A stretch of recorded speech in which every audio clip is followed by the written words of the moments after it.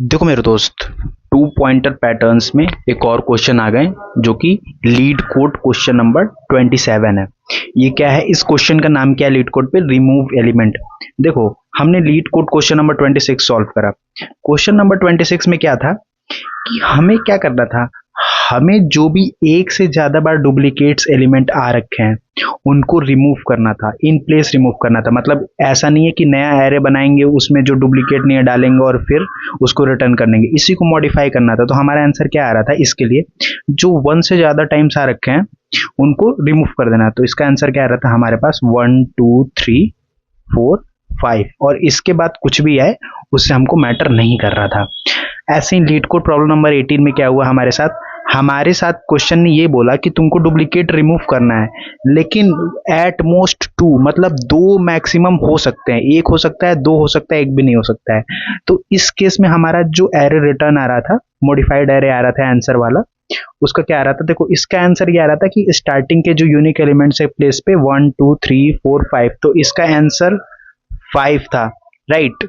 और modified array ये return कर रहे थे हम। लीड कोड 80 में हम क्या कर रहे थे, मैक्सिमम दो टाइम्स आ सकते हैं, तो 1 दो टाइम लिख सकते हैं, 2 भी दो बार आ सकता है, 2 2, और 3 4 टाइम्स है तो ये भी 2 टाइम्स आ सकता है, और फिर ये 1 टाइम है तो इसको तो लिखेंगे, बाकी आगे जो कुछ भी है उससे मैटर नहीं कर रहा। और इसका आंसर क्या रिटर्न कर रहे थे हम, 1 2 3 4 5 6 7, आंसर इसका 7 रिटर्न हो रहा था और मॉडिफाइड एरे ये हो रहा था। और देखो LeetCode question number 26 two pointer pattern का 27 में ये बोल रहा है कि हम तुमको कुछ डुप्लीकेट रिमूव नहीं करना है मेरे भाई, तुमको हम जो वैल्यू बताएंगे ना उस वैल्यू को इसमें से रिमूव कर दो, जितनी बार आए उतनी बार। ऐसा नहीं एक बार रिमूव कर दो, 50 बार रिमूव कर दो, 2 बार रिमूव कर दो, जितनी बार वो वैल्यू दिखे ना। और इसमें एक और चीज बहुत अच्छी है, मैं अभी आगे बताता हूँ। जैसे इसमें वैल्यू 3 दे रखा है, मतलब 3 को इस एरे में से रिमूव करना है, इसी एरे को मॉडिफाई करके तुमको ये एरे रिटर्न करना है, और आंसर में 2 देना है, क्योंकि 3 को रिमूव करने के बाद कितने एलिमेंट बचे, 2, और मॉडिफाइड एरे इसके आगे कुछ भी हो मैटर नहीं कर रहा। अब जैसे एक एग्जांपल लेते हैं, मान लो 1 1 1 1 1 1 2, तो और मेरे को 1 रिमूव करना है, तो हम क्या करेंगे, मॉडिफाइड एरे बस 2 रिटर्न करेंगे, क्योंकि 1 जितने भी प्रेजेंट है सारे रिमूव कर देना, और इसके आगे कुछ भी रखो या नहीं रखो या रखो कोई मतलब नहीं। और आंसर में हमारे मॉडिफाइड एरे में यूनिक एलिमेंट कितने आएंगे, केवल 1 आएंगे। समझ रहे हो, क्वेश्चन समझो अच्छे से।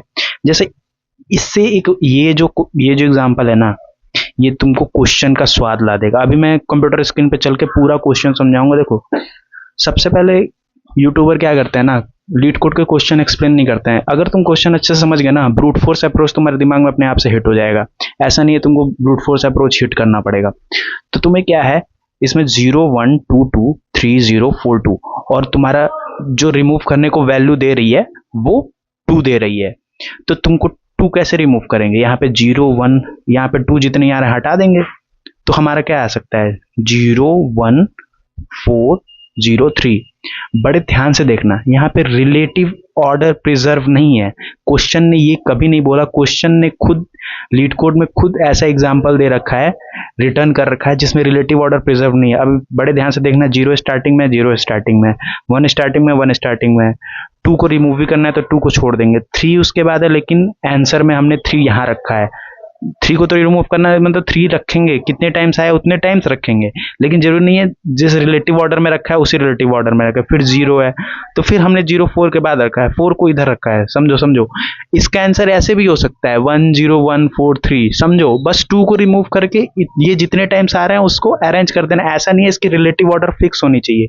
तो क्वेश्चन में ये दे रखा है, relative order is not mandatory. Question में ऐसा कहीं लिखा नहीं है, बट वो तुमको इनडायरेक्टली बताएगा। इनडायरेक्टली कैसे बताएगा, मैं अभी लीड कोड क्वेश्चन पे चल के तुमको समझाऊंगा अच्छे से, वो इनडायरेक्टली तुम्हें कैसे हिंट दे रहा है, ठीक है। अब देखो, अब एक और है, यहाँ पे एक और हिटिंग पॉइंट है, बड़े ध्यान से देखना, तुम्हें ये दिख रहा होगा। इसने बोला है कि जो हमारी नम्स की लेंथ है ना, वो क्या 100 तक है, मतलब तुम्हारा n जो है वो 100 है। तो क्वेश्चन ये साफ साफ बोल रहा है, तुम आराम से n क्यूब तक की कॉम्प्लेक्सिटी लगा सकते हो। n क्यूब क्या होगा, 10 to the power 6, मतलब n क्यूब तक कॉम्प्लेक्सिटी तुम यूज कर सकते हो। तो इसका मतलब ये नहीं है कि हम n क्यूब तक ही कॉम्प्लेक्सिटी यूज करेंगे, हम ट्राई करेंगे O ऑफ n तक निपटा दे या n log n तक निपटा दे। क्योंकि देखो ऐसा नहीं है, अगर क्वेश्चन एक्सेप्ट कर रहा है तो ऐसा नहीं है कि हम वही एकदम बेकार घटिया सा कोड जो ऑप्टिमल ना हो वही सोचे। हम ऐसा भी कर, क्योंकि लीड कोड पे हमारी जो सबमिशन होती है ना वो रैंक नहीं करती है, हमको रैंक कराना है, हमको ऑप्टिमाइज कोड देना है। तुम लीड कोड पे सबमिट तो कर दोगे, लीड कोड एक्सेप्ट तो कर लेगा बिग O ऑफ N3 तक सॉल्यूशन, लेकिन क्या तुम खुद से सेटिस्फाई रहोगे? क्या तुमने ऑप्टिमल सॉल्यूशन दिया है? क्या तुमने सीपीयू का ऑपरेशन का लोड कम किया है? नहीं किया है मेरे भाई। वो चाहते तो तुम बिग O ऑफ N में भी कर सकते थे, लेकिन तुमने ब्रूट फोर्स सोचा, एन स्क्वायर की कॉम्प्लेक्सिटी का कोड दिया उसको। अब देखना एक और चीज बहुत अच्छी हिट होगी, इसने बोला है ना जो नम के अंदर एलिमेंट रहेगा ना वो 0 से लेके 50 तक रहेगा, मतलब 0 से लेके नम के अंदर जो एलिमेंट है वो 50 तक हो सकते हैं। समझो समझो समझो, इसका मतलब नम के एलिमेंट में कि हम कुछ क्वेश्चन में ऐसा एल्गोरिदम भी लगा सकते हैं कि 1 की फ्रीक्वेंसी काउंट कर लें, 2 की फ्रीक्वेंसी काउंट, 0 की फ्रीक्वेंसी काउंट कर ले, 1 की फ्रीक्वेंसी काउंट कर ले, 2 की फ्रीक्वेंसी काउंट, एक फ्रीक्वेंसी एरे में एक फ्रीक्वेंसी बना के उसमें काउंट करते रहेंगे कि ये कितनी बार है, मतलब ऐसा कुछ एल्गोरिदम लगा सकते हैं, बल्कि इसमें लगेगा नहीं, लेकिन ये कांस्टेंट गिवन है कि क्या हिंट दे रहा है ये कांस्टेंट, मैं ये समझा रहा हूँ। अब देखो वैल्यू, वैल्यू क्या होता है, वैल्यू 100 तक हो सकता है, मतलब 0 से लेके 100 तक वैल्यू हो सकता है। जो रिमूव करना है, हमको बोला था ना ये वैल्यू रिमूव कर, तुम बोलोगे मेरे भाई जब हमारा एरे में 0 से लेके 50 तक ही एलिमेंट है तो हम उसको कैसे बोलेंगे वैल्यू जब 100 तक, तो हम कैसे बोलेंगे 90 रिमूव करो? तुम बोलोगे, क्वेश्चन ये बोलेगा तुमसे 90 रिमूव करो, ये बोलेगा 100 तक बोल सकता है तुमको, अगर इसमें 90% नहीं है तो तुम नहीं रिमूव करोगे, वैसे ही एरे रिटर्न कर दोगे। समझो समझो, सारे कांस्टेंट समझो। अब जो क्वेश्चन स्क्रीन पे समझे, एक तुम्हारे पास कस्टम जज कोड है, उसको समझते हैं अच्छे से क्या बोल रहा है।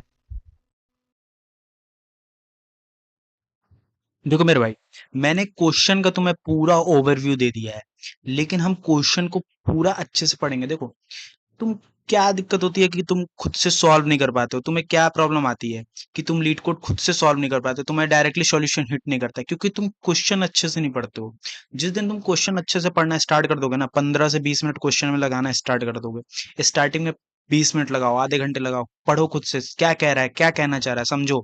फिर तुम जब एक्सपर्ट बन जाओगे तो तुम्हें 2 मिनट नहीं लगेगा, क्वेश्चन देखते ही तुम समझ जाओगे, हाँ ये अप्रोच लगेगी, ये पैटर्न लगेगी, ये सारी चीजें लगेंगी। तो मैं क्वेश्चन पढ़ने पे, देखो मैं भी अपने स्टार्टिंग में 1-1 घंटे क्वेश्चन पढ़ता था, समझो समझो। ऐसा नहीं है कि मेरे को कोई ओवरव्यू दे दिया क्वेश्चन का, हाँ ये कह रहा है और ऐसे सॉल्व करना है, ये ऑप्टिमल अप्रोच है, मैं स्पून फीडिंग कर लिया। देखो आज भी मैं क्या करता हूँ, आज भी घंटों घंटों क्वेश्चन पे लगाता हूँ मैं, आज भी मेरे को सॉल्व, मैंने 700-800 डिफरेंट प्लेटफॉर्म लगा के 1000 क्वेश्चन मैंने कंप्लीट कर लिए होंगे।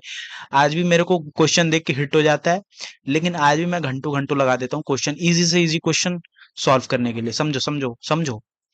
देखो क्या है ना कि क्वेश्चन ये बोला, you have given an integer array nums, तुम्हारे पास एक नम्स नाम का इंटीजर एरे है, ठीक है, और एक तुम्हें एक वैल्यू दी रहेगी।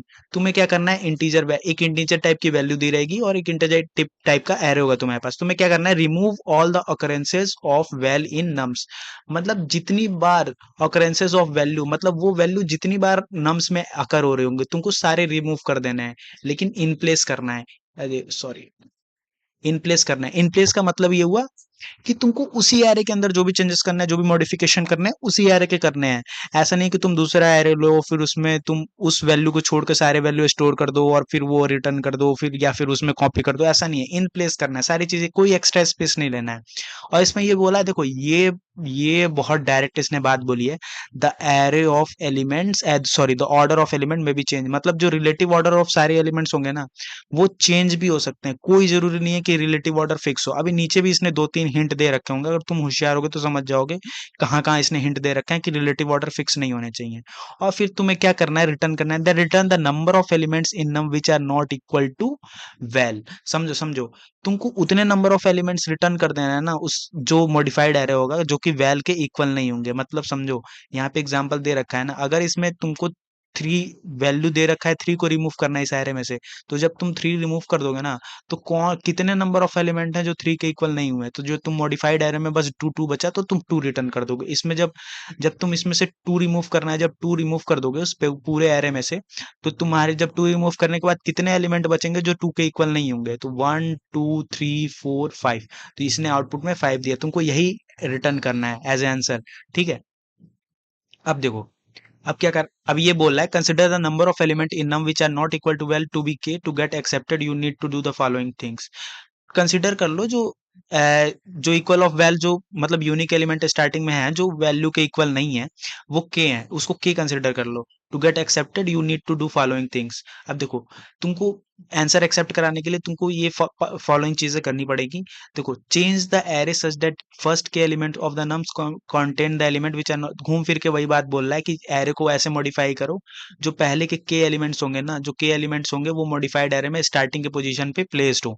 मतलब यही चीजें बोल रहा है जो मैंने यहाँ एग्जांपल पे समझाया है। इसमें से 3 रिमूव करके तो स्टार्टिंग के पोजीशन पे ये प्लेस हो और पीछे के पोजीशन पे जो कुछ ऐसा नहीं है कि रिमूव करने के बाद पे ये पीछे को पोजीशन पे प्लेस हो, ये आगे से प्लेस्ड होने चाहिए। उतने जितने जितने एलिमेंट्स बचे उतने इंडेक्स तक आगे से प्लेस होने चाहिए। समझो समझो समझो ये क्या बोल रहा है। यही चीजें घूम फिर के वही चीजें बता रहा है। The remaining element of num are not imported as well of the size of nums. देखो रिमेनिंग एलिमेंट जो बचे उससे कोई मतलब नहीं है और ऐसा कोई भी नहीं है कि हो सकता है साइज ऑफ नम्स तुम्हारे से एक छोटी हो जाए एक बड़ी हो जाए, उससे भी कोई मतलब नहीं है। वो उस चीजों पे ध्यान नहीं देगा, वो नम्स का साइज चेक नहीं करेगा।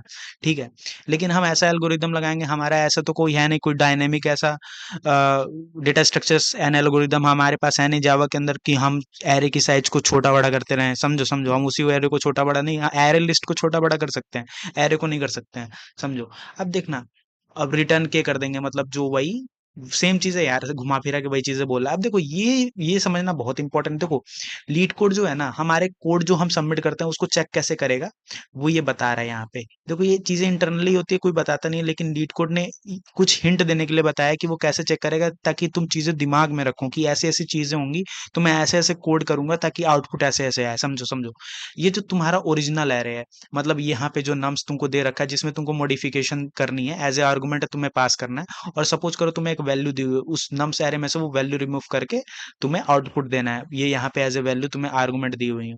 अब देखो ये जो एक्सपेक्टेड नम्स नाम का जो है ना एरे, ये एक्सपेक्टेड नम्स क्या है, लीड कोड के पास ऑलरेडी एक आंसर पड़ा हुआ है। मतलब ये जो नम्स मॉडिफाई होने के बाद या फिर चेंजेस होने के बाद एक्चुअल में क्या आंसर आए, लीड कोड ने इसको रखा हुआ है। लीड कोड को ये आंसर पता है, वो तुमको टेस्ट करना है ना, लीड कोड तुम्हारे कोड को टेस्ट करेगा, वो इसके थ्रू करेगा जो आंसर उसके पास ऑलरेडी रखा हुआ है। अब देखो अब क्या करेगा, जो वो के में क्या स्टोर करेगा, के में तुम्हारा फंक्शन कॉल करेगा।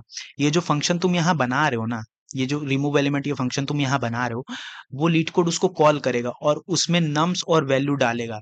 नम्स और वैल्यू ये जो आर्गुमेंट तुमने यहाँ पे पास किया है, वो एक एरे डालेगा और वैल्यू डालेगा। और फिर ये क्या है, ये फंक्शन क्या रिटर्न करेगा, ये फंक्शन ओवरऑल और इंटीजर टाइप ही रिटर्न कर रहा है। ये फंक्शन का रिटर्न टाइप क्या है, इंटीजर है।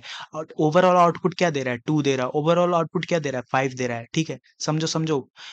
एरे को नम्स को मॉडिफाई कर रहा है, दैट्स अनदर थिंग, वो तो इंटरनल मॉडिफाई कर दे रहा है, हाँ ठीक है। लेकिन वो साथ के साथ उसका ओवरऑल वो एरे नहीं रिटर्न करेगा, वो ओवरऑल एक इंटीजर ही रिटर्न करेगा, एरे को बस मॉडिफाई करके छोड़ देगा। समझो समझो समझो, वो एरर नहीं रिटर्न करेगा। इसीलिए उस वैल्यू को हमने के में स्टोर करा दिया। अब देखो एसर्ट को छोड़ो, पहले वो क्या करेगा, जो एक्सपेक्टेड नम्स लेंथ, मतलब जो लीड कोड के पास जो आंसर एरे है उसका वो लेंथ निकाल के कंपेयर करेगा क्या के उसके इक्वल है कि नहीं है। समझो समझो समझो। अब देखो यहाँ पे एसर्ट इसलिए यूज किया है ना, देखो एक्सपेक्टेड नम लेंथ उसके पास एक्चुअल आंसर एरे होगी। आंसर एरे मतलब लीड कोड के पास एक अपना आंसर एरे होगा।